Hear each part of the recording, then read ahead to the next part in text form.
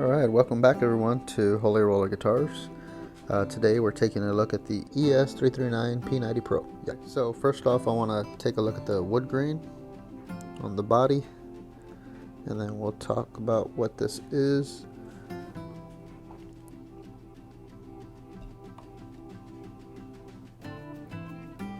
Can't get too close to the wall, but very beautiful wood grain on here. Remember, we're doing a giveaway at 500 subscribers, so we're giving away a coffee mug and a C130 sticker. Don't forget to like the video, subscribe, and hit that bell notification. Thank you and God bless. What this is, and again it's going to be upside down, but it's an EPIPHONE P90 Pro in cherry. If you can see, like here, it tends to get a little bit darker, so it looks a lot cooler. But yeah, it's a very nice deep cherry, and it has some very nice wood grain in the body. In the back, it has a little bit right here on the bottom end, some on the top, so it's more right here, like here on the wings, in the middle. Oh, there's a nice knot right there. So yeah, no, it actually does have some nice wood grain in the back. And then this one does have the mahogany neck, but the previous owner decided to sand it down. There are like some scratches from the sandpaper, which I'm gonna fix. I'm gonna try and fix that. And then there's I would say there's not that much sharp frets. Like down here it feels a little sharp. I just want to take a look at the binding with this darker light. Oh, it looks kind of yellowish. And when it's on the wall, it looks like it's aged. Like here, it looks like more darker yellow ivory-ish kind of color. But it looks pretty cool. The headstock is the older headstock, which is a little bit longer. And then it has this very noticeable arch here. But I do need to give it a deep clean. I do think that this is rosewood. I don't think it's Indian laurel, unless it's Indian laurel and they darkened it. But if we take a closer look, maybe somebody that has better eyes than me can tell me, but it is dirty, so we're gonna have to go ahead and clean it up. But yeah, very nice dark. It might be stained, I'm not sure, not 100% sure, but I think it looks very cool with this guitar because, you know, the black accents with the pickups and stuff. And then in the F-hose, they are blacked, painted, and they're not bound. We'll take a look at the hardware. We'll take a look at the pots, because I do have a boroscope now. Sorry for the camera not focusing, but I do have a boroscope, and we'll go ahead and take a look at the pots without having to take them out. Hopefully we'll be able to get all that situated. But first we're going to take a look at the pickups, and then we'll get the strings taken off, and we'll keep on looking at the bridge here and the electronics, and then we'll move on to the neck spec. So please remember to wear your safety glasses whenever loosening the strings and doing any kind of this work. You know, your eyes are precious, and my eyes, whatever vision I do have, I want to take care of them. So let's get started with taking a look at these pickup readings, and I'll give you all the pickup heights. I'll do that off camera, and I'll give you all the string height here at the 12th fret, what it's set up right now. And I kind of like it. It has 9s on it right now. Thinking that they're Ernie balls. Yeah, I think they're Ernie balls. I'm gonna keep them on there because I think they're new. They feel new. You know, there's no rust spots or anything like that on there. So, thinking the Guitar Center that took this in on trade, you know, put some new strings on it. All right, let's get started with the pickups. So everything fully open. We're gonna start off on the bridge, and the bridge is 8.6. We'll go with 7. So I'm going to be writing all the outputs over here, so it's 8.67, and then I'll get the neck. So just for my records, I want to keep all the guitars and all the, you know, geeky stuff. So the neck pickup is reading 9.0. Alright, and in the middle for fun, what is it, like 4.41 for the middle. So I believe these to be stock pickups. I don't think they have been changed out, but we'll surely take a look right now. Let's get these strings taken off. Let's take this pick guard off, and then we'll go ahead and take a look at the pots, and then we'll take a look at the hardware, move on to the neck. Okay, so looking here at our neck pickup, we have a P90 CPN2 neck pickup, and it looks like it was made 2017 of January. This is the only thing that kind of worries me, is this right here. It was very twisted, and yeah, you can see the construction there. I guess would these be the two magnets on the end, or would the middle magnet be the magnet? I think it's the middle magnet, but I don't know if all three of them are magnets. So, but pretty cool nonetheless. And it is secured by these two springs, or not secured, but it is instead of with the foam, alongside the foam. Let me zoom this out. So with alongside the foam, there are these two springs here that give it a lot of spring I guess tension, so it can be where it needs to be. I think that's pretty cool compared to just having the foam, but maybe they need to do that since this is hollow body and they're routing it out. They need to make sure that they can have the springs in there to get them to the right height, because look at how tall this one is back here, and if the humbucker is only a big, it's gonna need something to support it. So yeah, I didn't think these were going to be switched out, and they're not, so pretty cool. And just wanted to add that these black covers just go on top here, and then if you can see these little Phillips heads in the middle of those flat heads, these right here, those are your adjustment points. So I'm not going to take off the bridge. I was just going to do the neck, since I saw the way the wiring was on the neck. I don't want to really move that bridge, but I'm pretty sure it's the same way. I don't think they mess with it over there with the pots. Now talking about the pots, let's go ahead and take a look at those. Just another note is when you're putting these in, just make sure that the screw is inside of the spring, and make sure it's in place, and then you can start screwing it down. So let's take a look at the bridge volume pot. It's a CTS pot, 500K.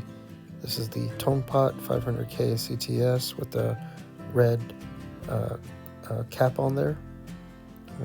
Will be the same thing for the neck tone control as well.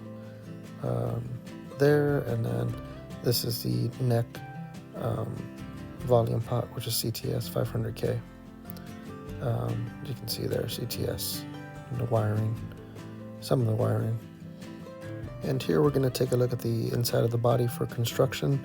You have the binding against the body there, and then here's the bottom where the pots are at, where the input jack is at, with the screws protruding there. We're going to go to the top side of the guitar where the label is at, and there's the same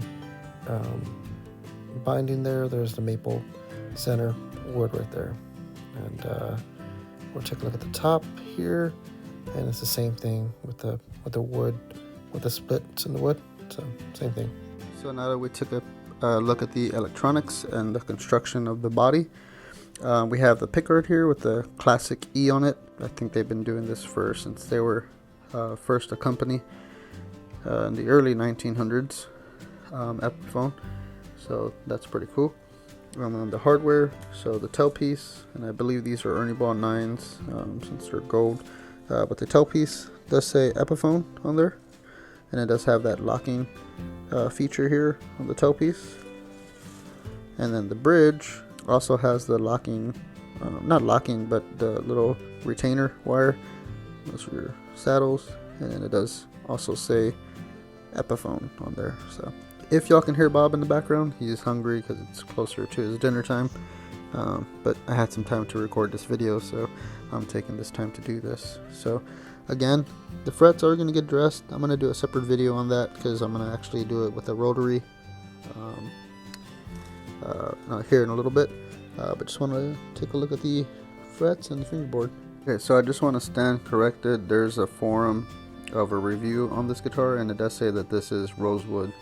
So I think after this model, when they switched to the inspired by Gibson headstock, I think they went to Indian laurel, I always get confused with EPIPHONE and Fender, because one of them uses one and the other uses the other. Yeah, so this is rosewood. It just has a really tight wood grain, so we'll see how it cleans up once I put some F1 oil on here. But yeah, let's take a look at the neck specs. We're going to take a look at the nut width and the 12th fret width, and then the 1st fret neck depth and 12th fret neck depth, and then we'll take a look at the neck shape. And after we get the strings and everything put back on, we'll go ahead and take the weight of the guitar with the scale. Alright, so here we are on the nut width. We are at 1.68, and for millimeters we're at 42.8. For inches on the 12th fret we're at 2.07, and for millimeters we're at 52.8. So for your 1st fret neck depth, we have it at 0.83 inches, and 20.8 millimeters. For your 12th fret neck depth, we have it at 0.95 inches and 23.7 millimeters.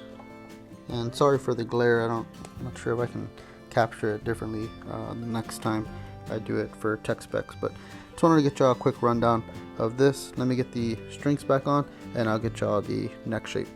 Alrighty, so we're gonna get the weight of the guitar, and this one comes out at 6 pounds, 15.5 ounces, so almost to 7 pounds. So in kilograms, it's gonna be 3.160. So there's that. So right here for the lower bout, if I measure it here at the widest area, we're almost at like 14 inches. And then over here on the top, if I measure it at its widest around here, well, we're like almost like right at 10. So y'all can see that right there. So I just wanted to show you a comparison between the 335 and this one. So let me go get the 335. Okay, so now I have the 335 on the table, and we're almost to 16 inches, so that's 2 inches larger than the 339. And then if we go to the top here, again, since I can't use both of my hands, let me get this and I'll tell you. So it looks like, and I'll zoom in right here, but it looks like we're gonna get to where my fingers at. But yeah, it's like right about 11 5/8, maybe even 11 3/4, somewhere between there.